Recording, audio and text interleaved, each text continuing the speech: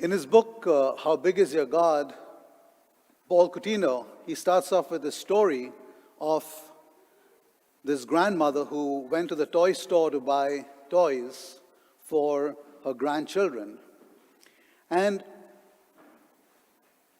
she kind of spends quite a bit of time, she has many grandchildren, buying toys for her grandchildren. She's almost finished when she happens to look outside the store, and there's this little homeless girl who's looking very imploringly into the toy store.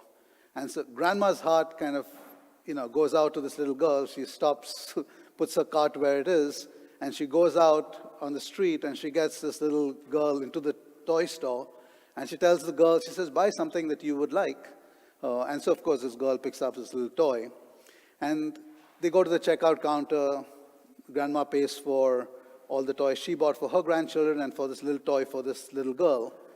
And as they are walking out of the store, this little girl reaches up to Grandma's hand, and she's holding it, and then she asks Grandma, she says, who are you? And Grandma's, of course, silent. And then this little girl says, are you God? And Grandma's, of course, embarrassed, and she doesn't know what to say. And she says, no, dear, she says, I'm just a child of God. And at which this girl has this big, beaming smile on her face, and she says, I knew there was some connection. I knew there was some connection. We have, in our gospel reading today, we have the reading from the Gospel of St. Luke. And this is year C, which, we will hear from the Gospel of St. Luke for most of the year, except for a few Sundays during Easter. But every Sunday we'll have readings from Luke's Gospel. And Luke begins his Gospel today, and he's the only one who does that, following Steve Covey's second rule of highly effective people, which is start with the end in mind. So Luke starts his gospel telling us what he's going to be telling us, okay? And addresses Theophilus, which means child of God, which all of us, but telling us that he's going to be, recounting all these experiences that he had firsthand of Jesus, and he had, studied them and examined them at great depth, okay? And then, of course, today's reading then goes on to chapter 4, which is the beginning of Jesus' public ministry, where, he recounts Isaiah, that the Spirit of the Lord is upon me, for he has called me to bring glad tidings to the poor. But Luke's gospel, by and large, is a gospel where Luke communicates how God cares for the poor, the oppressed, the captives, people who are left out. Not that God doesn't care for, the rich and everybody else, but God has a preferential option for, the poor and the lepers and those who are cast out by society because there's no one else to care for them, right?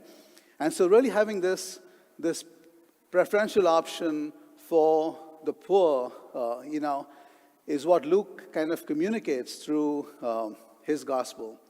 And that's really something that we are called to kind of also, constantly have as children of God, that we are called to have the special attention that we pay to people who nobody cares about, the abandoned, the forgotten, the child in the womb, So we are called to care for all these people who are sometimes kind of just, neglected, because God cares for them, and because as children of God, we are one family. So St. Paul reminds us that we are all one body, that we are connected in some way or the other. We will hear a little later today about one of our brothers from South Sudan who himself was orphaned, but now, God has worked in various ways in his life, and he is now taking the initiative of helping, an orphanage in South Sudan.